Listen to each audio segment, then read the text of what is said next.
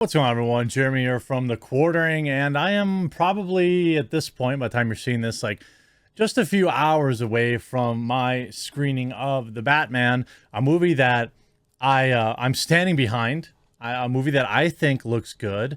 I didn't know it was 3 hours long. I do not love the 3 hour movie.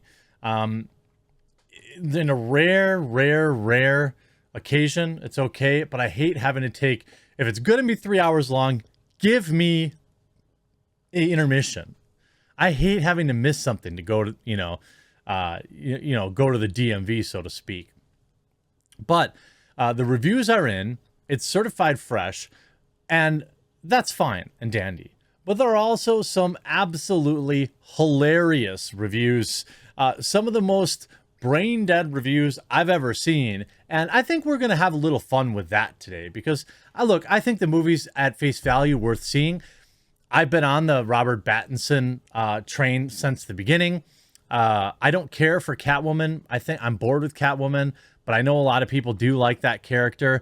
But I'm in to see the movie, and I'll give you a fair review after I see that. But before we dive into these absolutely hilariously bad reviews, quick word from this video sponsor. Huge shout out to this video's sponsor, Collect 'em All. Are you looking for a fun way to relax and to challenge yourself? Maybe you've got a little spare time in the morning, or you've got a commute that you're a passenger on and you're looking for a challenge. Well, Collect 'em All has that for you. It's a game where you collect similar colored balls to crush them, and you make extraordinarily long chains and break them to get the fever. It's easy to control. Simply tap on the block and swipe across adjacent same color blocks to break them. Watch your moves because you need to obtain the objective before you run out of time. Use boosters to help clear the board and climb up the leaderboards to become the #1 player in the world. Enjoy some relaxing time and challenge yourself with Collect 'em All. The game is free to play, and you can use the link in the description or in the pinned comment down below to give it a try. Now, the movie is currently sitting at 87% with nearly 200 critic reviews, 185 critic reviews already. That's actually a lot. That's a lot for a modern film. Now, The Batman will be released only in theaters, which, I'm only interested in seeing it in the theaters, but I still do favor kind of the dual release. Out of 184 reviews, there are 24 rotten reviews, and I like to look at exactly how scores kind of get to this. Just saying good movie, good, 3 out of 5, that doesn't really tell me much. But what I like to look at is, what are the problems that people have? And then I like to laugh at them because it's almost universally not anything that most fans of Batman would bother with. Let's start with Mark Feeney's 2.5 out of 4 rotten. Underlit and overblown is a formidable combination, though not necessarily in the way Reeves intends. By the way, that Reeves has not had a bad movie. I think he's got 4 big movies under his belt. He's got 2 King Kong movies. I'm not a big King Kong guy, but I did enjoy them. You could see Steven Silver saying, puts the Batman characters into a forgettable B- thriller, one with needlessly convoluted plot, too many characters, unconvincing twists, and a terrible villain. Really? I actually think this version of Riddler is awesome. Now, I haven't seen Riddler play out on screen, but I really like the idea of all the ciphers and mystery. I never cared for Jim Carrey's Riddler. I know some people really liked him. That was a different era, a different kind of Batman movie, I suppose. I like the darker, grittier types. Pablo writes, the Batman is an okay film that thinks it's excellent. It's also inspired by Fincher's 2 exceptional pictures that I'm surprised it didn't call itself The Bat 7 Man. Okay.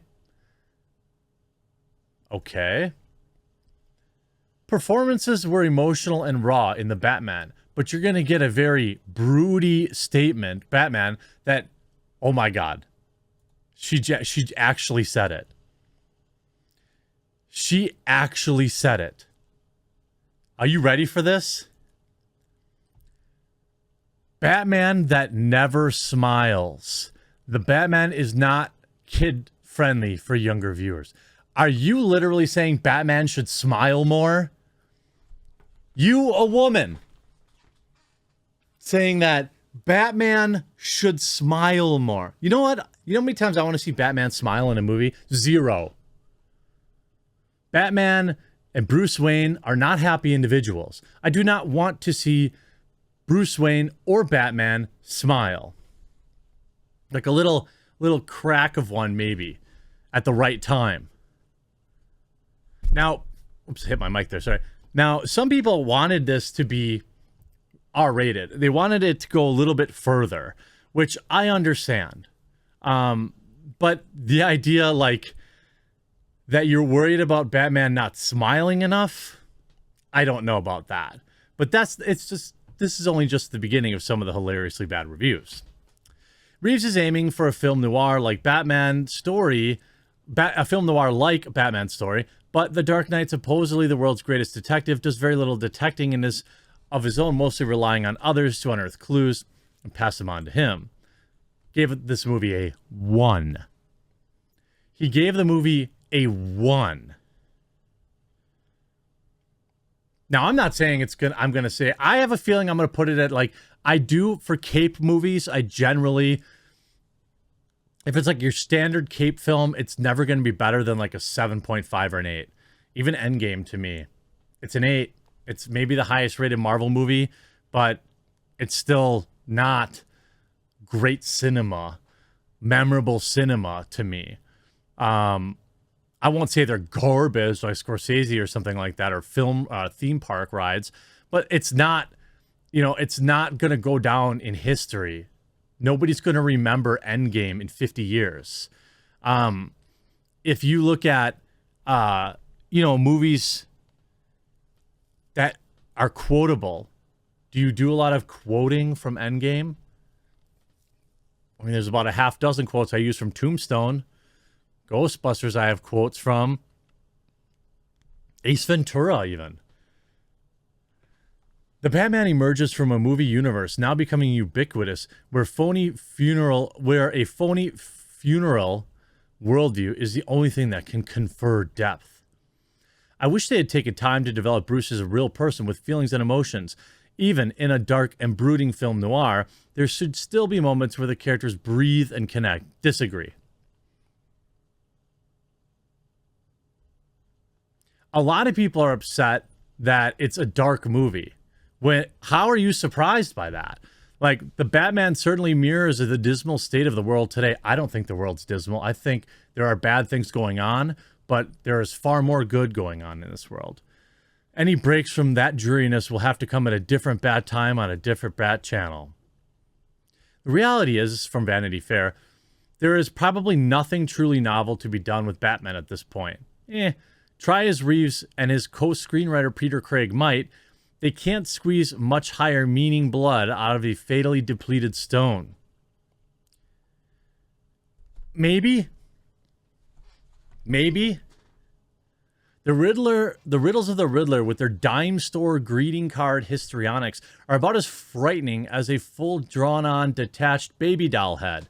Truly cornball stuff.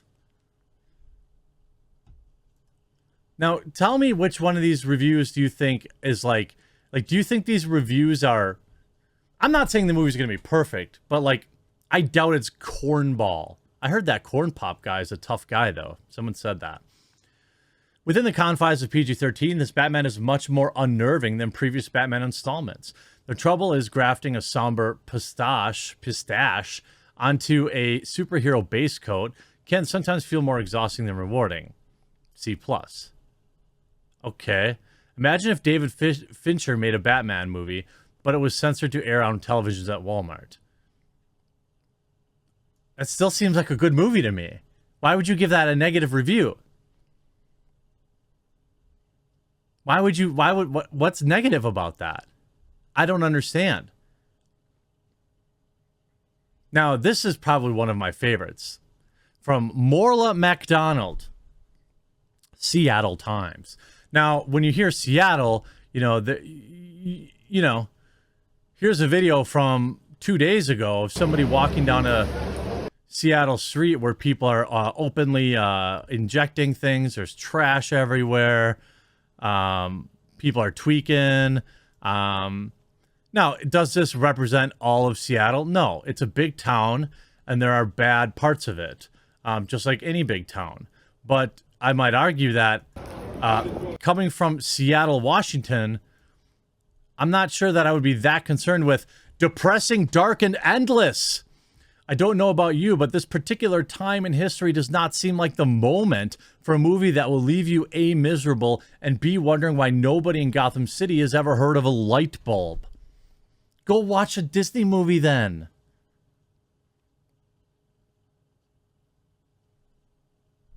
And then people complain about the runtime. Look, I have a thing with runtime. It better be good. If it's going to be 3 hours long, I felt like Endgame had so much bloat in it. So much bloat. That movie should have been at least 30 minutes shorter. At least. Heck, even I can go on, and this is just my personal opinion, but like there's a lot in even Return of the King, the trilogy finale in Lord of the Rings, I think had a ton of bloat in it. Should have been shorter. It's hard to stay pumped for 3 straight hours. You just run out of adrenaline. If dark, rain-soaked superhero flicks done to death, this is the latest Batman. If you don't like them, then the latest Batman isn't for you. I mean, a lot of these reviews here are whining about it being Gotham City is a washout. The Batman has more than an hour of rainy scenes as critics pan Robert Pattinson's gloomy performance. They do? It has an 87%. And that's the critics. Are they trying to put negative hype? Even the Daily Wire, an overlong emo Batman, bores with allusions to white privilege and dismantling systems. God, I hope not. I hope it's just a passing. And anybody mentioning Edward Cullen or the Twilight stuff, I don't even want to hear it. And go watch Good Times. Go watch The Lighthouse. Go watch The Devil. What is it called? The Devil in something. It's a Netflix movie with Robert Pattinson where he plays a preacher. Devil All the Time. Watch those 3 films with Robert Pattinson and then come back and tell me the dude can't act. Because he can. That's not even a discussion. I'm pumped to see it. I think a lot of critics are just paid to try and find reasons to complain. And most of these negatives are pretty weak. So I'm thinking it's going to be a decent movie. I'm looking forward to it. I hope you are too. I mean, if you are, let me know what you think in the comment section down below. We'll talk to you again real soon.